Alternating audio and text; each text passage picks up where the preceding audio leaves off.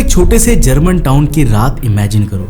सर्द हवा चल रही है, सड़कों पर सिर्फ स्ट्रीट लाइट की हल्की पीली रोशनी है और टाउन के किनारे पर एक पुराना सा सिमेट्री है जहां इस शहर में कभी जीने वाले कई लोगों के कब्रें मौजूद हैं। कुछ पर फूल मुरझा चुके हैं, कुछ पर सिर्फ ठंडे पत्थर बचे हैं और उन्हीं कब्रों के बीच मौजूद है ये इस शहर की सबसे डरावनी कब्र, जिसमें दबे शरीर पर कभी 6 शैतानों का राज था, जिस पर नाम लिखा है एनालीज मिशेल। नीचे डेट्स 1952 से 1976, सिर्फ 23 साल। कब्र के आसपास कुछ लोग रोज कैंडल्स जलाकर जाते हैं, कोई छोटा क्रॉस रखकर जाता है, कोई छोटी सी प्रेयर लिखकर छोड़ देता है। नॉर्मल इंसानों के लिए ये बस एक और कब्र लग सकती है, लेकिन जो लोग इसका पास्ट जानते हैं उनके लिए ये पूरी सिमेट्री का सबसे डरावना स्पॉट है, क्योंकि ये उस लड़की की कब्र है जिसके ऊपर 10 महीने तक टोटल 67 एग्जॉर्सिज्म किए गए, जिसके घुटने टूट गए, जिसकी आवाज रिकॉर्ड हुई तो लोगों ने कहा कि ये एक इंसान की नहीं हो सकती। ये वो स्टोरी है जिसे लोग कहते हैं the real exorcism of Anneliese Michel. तो हेलो गाइस, मैं हूं कौशिक और चलिए शुरू करते हैं एक और नए एपिसोड को। दोस्तों, इस लड़की की कहानी शुरू होती है वेस्ट जर्मनी के बेवेरिया वेल एरिया से। हरे भरे मैदान, छोटे छोटे गांव, हर संडे चर्च की घंटी की आवाज और एक बहुत ही रिलीजियस कैथोलिक फैमिली। इसी फैमिली में 21 सितंबर 1952 को एक बच्ची पैदा होती है, एनालीज, छोटे से पिंक ब्लैंकेट में लिपटी हुई एक नॉर्मल बेबी की तरह। घर वाले उसे बचपन से ही चर्च ले जाते थे। डेली प्रेयर्स, रोजरी, सेंट्स की स्टोरीज, हेवन हेल की बातें, सब उसके चाइल्डहुड का पार्ट है। स्कूल में वो थोड़ी शाई थी, लेकिन डिसेंट स्टूडेंट होती है। फ्रेंड्स के साथ हंसना, पियानो बजाना, फ्यूचर में टीचर बनने का सपना, सब कुछ बिल्कुल नॉर्मल। अगर तुम उस वक्त उसको देखते तो तुम कभी सोच भी नहीं सकते कि कुछ सालों बाद इसी बच्ची की फोटोज इंटरनेट पर डेमोनिक पोजेशंस के नाम से वायरल होंगी। लेकिन 16 साल की एज के आसपास एक अजीब सा ट्विस्ट आता है। एक दिन क्लास के बाद एनालीज अचानक ग्राउंड पर गिर जाती है। उसके हाथ पैर टाइट हो जाते हैं, बॉडी जर्क होने लगती है, मुंह से आवाज निकलती है लेकिन वर्ड्स क्लियर नहीं होते। लोग पैनिक में आ जाते हैं, एम्बुलेंस बुलाई जाती है, हॉस्पिटल में डॉक्टर्स टेस्ट करते हैं, EEG होता है, ब्रेन स्कैन होता है और फाइनली एक नाम मिलता है, टेम्पोरल लोब एपिलेप्सी। ये ब्रेन का वो हिस्सा होता है जहां से इमोशंस, मेमोरी और कुछ लोगों के केस में रिलीजियस या स्पिरिचुअल एक्सपीरियंस भी ट्रिगर होते हैं। डॉक्टर के लिए ये एक मेडिकल केस है। Seizures, abnormal electrical activity, medication, family के लिए ये एक शॉक है। उनकी सीधी सादी बच्ची को एक डेंजरस न्यूरोलॉजिकल डिजीज डायग्नोस हो गई। अब ट्रीटमेंट स्टार्ट हो जाता है। एनालीज रेगुलर मेडिसिन लेती है, एंटी एपिलेप्टिक टैबलेट्स। कुछ समय के लिए कंडीशन थोड़ी कंट्रोल लगती है, लेकिन साथ साथ कुछ ऐसी चीजें होने लगती है जिनका जवाब सिर्फ टैबलेट से नहीं मिलता। देखो, रात को जब वो बेड पर लेटती है ना, उसे फील होता है जैसे कोई उसके सीने पर बैठ गया हो। सांस भारी हो जाती है, बॉडी फ्रीज हो जाती है, आवाज नहीं निकलती, सिर्फ आंखें हिल पाती है। कभी कभी उसे लगता है मैट्रेस के नीचे से खरखराहट आ रही है, जैसे कोई उंगलियों से बेड के फ्रेम को स्क्रैच कर रहा हो। वो अपनी माँ को बताती है कि उसको कमरे में अंधेरे कॉर्नर्स में अजीब चेहरे दिखते हैं, अंधेरे में रेड जैसी आंखें चमकती हुई फील होती है। फैमिली सोचती है शायद ये इलनेस के साइड इफेक्ट्स हैं, हेलुसिनेशंस, नाइटमेयर्स, लेकिन एनालीज के लिए ये सब बिल्कुल रियल लगता है। अगले कुछ सालों में ये एपिसोड्स और हैवी हो जाते हैं। वो कॉलेज ज्वाइन करती है, लेकिन क्लासरूम में भी कभी कभी जोन आउट हो जाती है। एक पॉइंट को घूरती रहती है, फिर आंसू आ जाते हैं। रात को शरीर में अजीब से जर्क्स, दिन में extreme sadness, guilt, hopelessness. Doctor इस स्टेज पर कहते हैं एपिलेप्सी के साथ साथ डिप्रेशन और साइकोसिस टाइप सिम्टम्स भी हैं। दवाओं की लिस्ट बढ़ जाती है, डोजेस चेंज हो जाते हैं, लेकिन अंदर का डार्कनेस कम नहीं होता। अब एक और एलिमेंट ऐड होता है, रिलीजन। तो एनालीज को लगने लगता है कि जो भी हो रहा है ना, वो सिर्फ बीमारी नहीं बल्कि कुछ और है। चर्च उसके लाइफ का हमेशा से बड़ा पार्ट रहा था, लेकिन अब चर्च जाना भी टॉर्चर बनने लगता है। जब वो होली वाटर को टच करती है तो कहती है कि उसको जले जैसा फील होता है।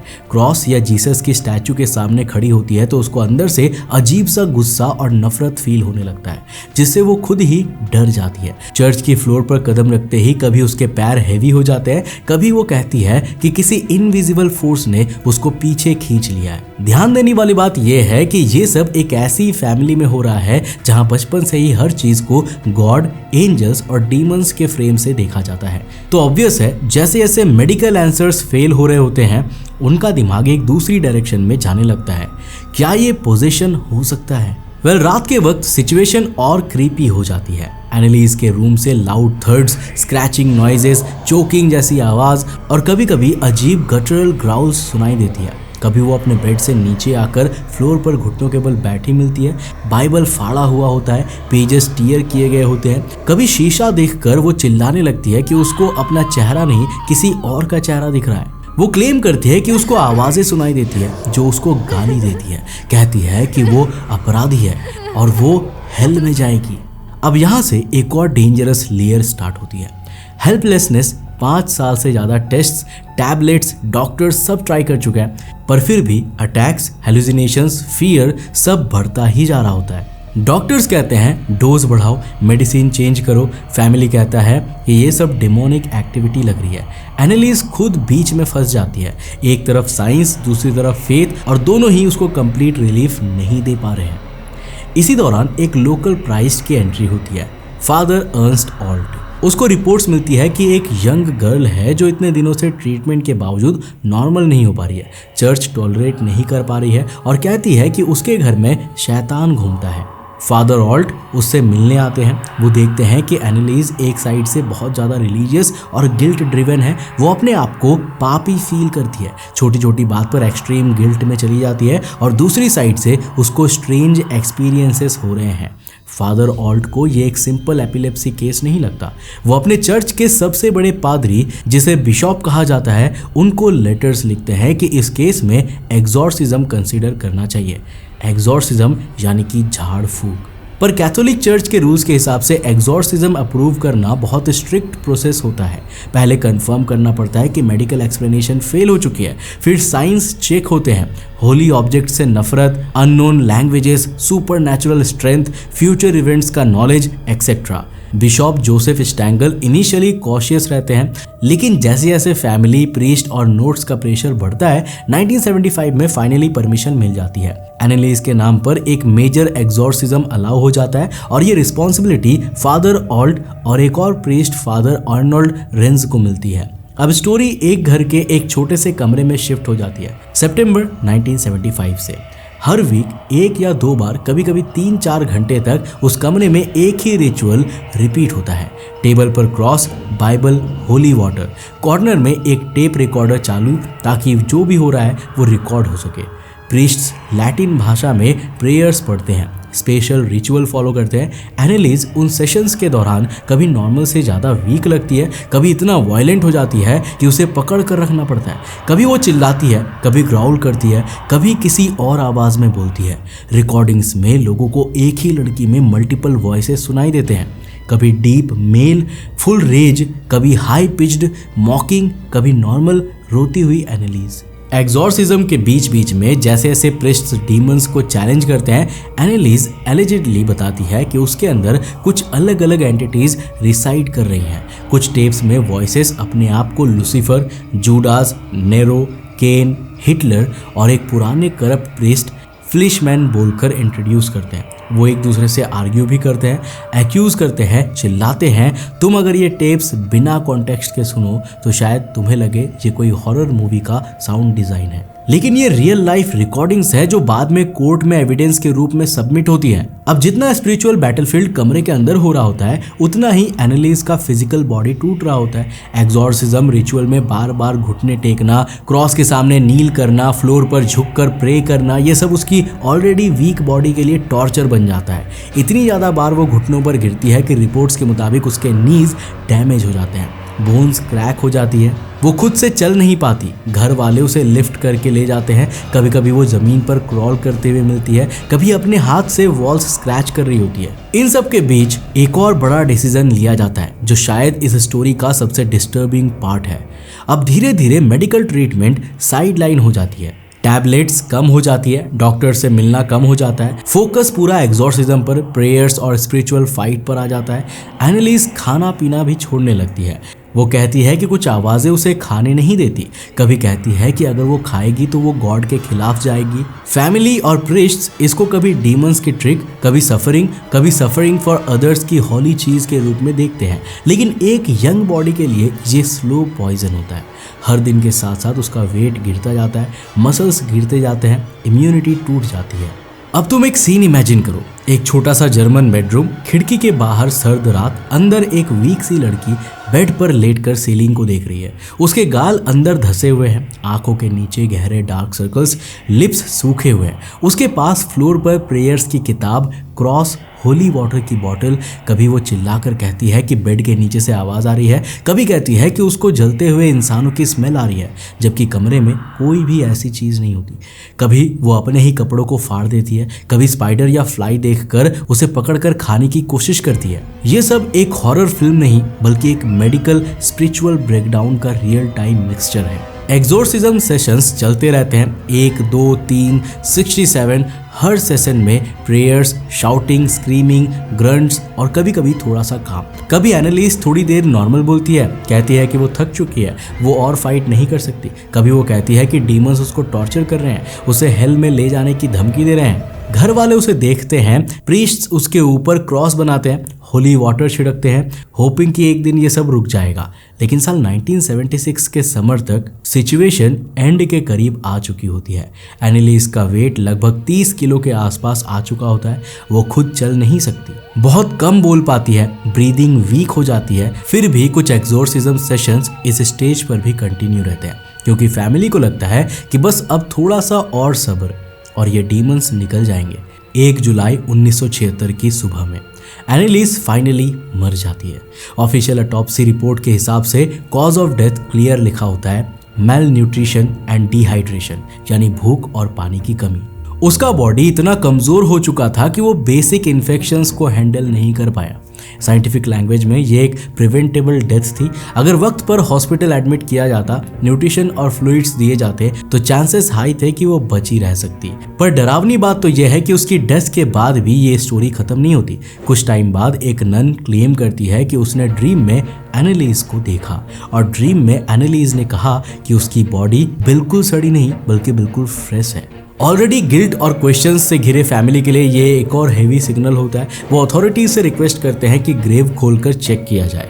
1978 में उसका कॉफिन निकाला जाता है, एक नए कॉफिन में शिफ्ट किया जाता है। ऑफिशियल रिपोर्ट्स के मुताबिक बॉडी नॉर्मल तरीके से डिकम्पोज हो चुकी है, जैसे किसी भी 2 साल पुरानी लाश के साथ होता है। कोई मिरेकल नहीं था, लेकिन जिन्होंने ड्रीम वाला वर्जन सुना वो अभी भी मानते हैं कि एनालिस एक स्पेशल सोल है जिसका सफरिंग किसी हायर पर्पस के लिए था। उसके बाद जर्मनी में एक कोर्ट केस चलता है। प्रोसिक्यूटर्स कहते हैं कि पेरेंट्स और प्रीस्ट ने नेग्लिजेंट होमिसाइड किया क्योंकि उन्होंने मेडिकल केयर को इग्नोर करके एग्जॉर्सिज्म पर ओवर रिलाई किया। कोर्ट में डॉक्टर्स आते हैं, वो कहते हैं कि एपिलेप्सी, साइकोसिस, डिप्रेशन और रिलीजियस एनवायरनमेंट मिलकर इतनी पावरफुल इल्यूजन क्रिएट कर सकते हैं कि पेशेंट्स को लगता है कि वो पोजेस्ड हो चुके हैं। डिफेंस साइड कहती है कि चर्च ने अपने रूल्स फॉलो किए, एग्जॉर्सिज्म लीगल रिचुअल है और फैमिली सिर्फ अपनी बेटी को बचाने की कोशिश कर रही थी। एविडेंस में ऑडियो टेप्स बजाए जाते हैं जहां मल्टीपल वॉइसेस, स्क्रीम्स और प्रेयर्स सुनाई देते हैं।